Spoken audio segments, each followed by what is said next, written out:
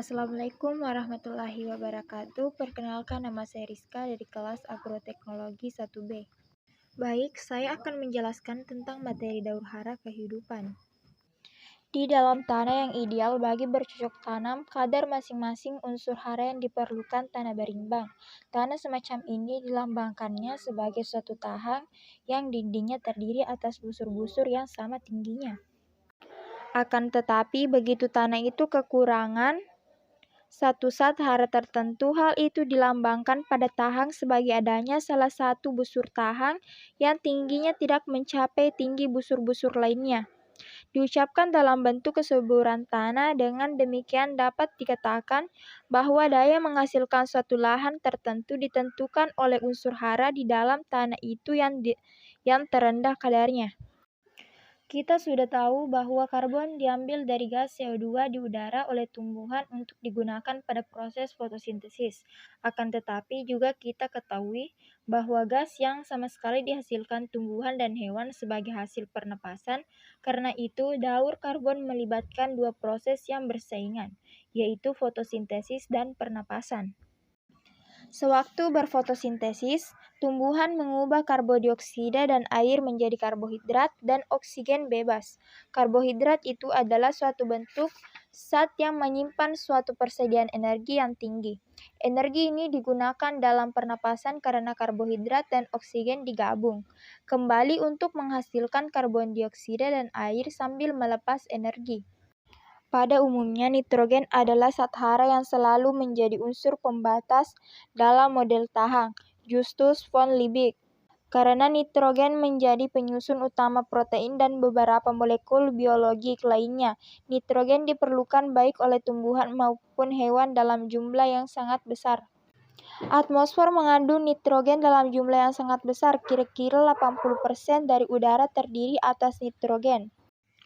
Unsur hara lainnya tidak begitu menimbulkan permasalahan kekurangan hara.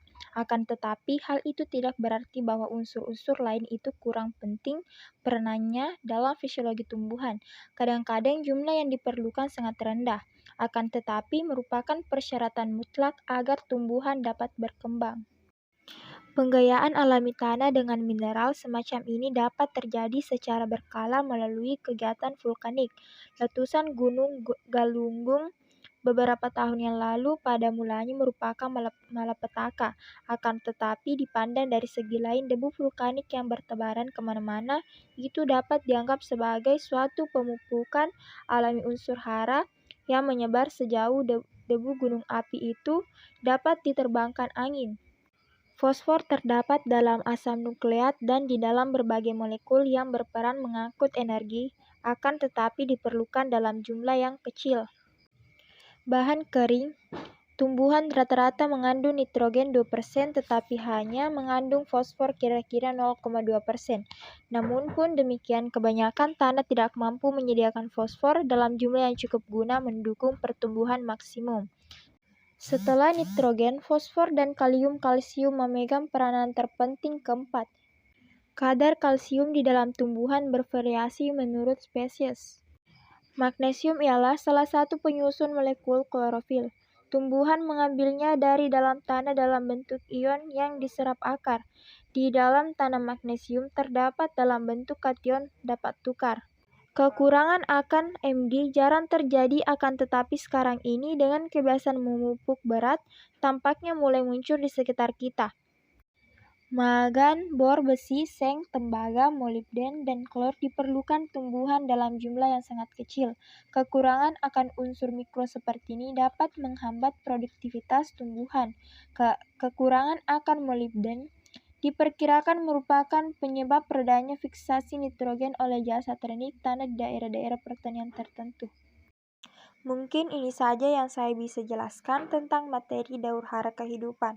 Wassalamualaikum warahmatullahi wabarakatuh.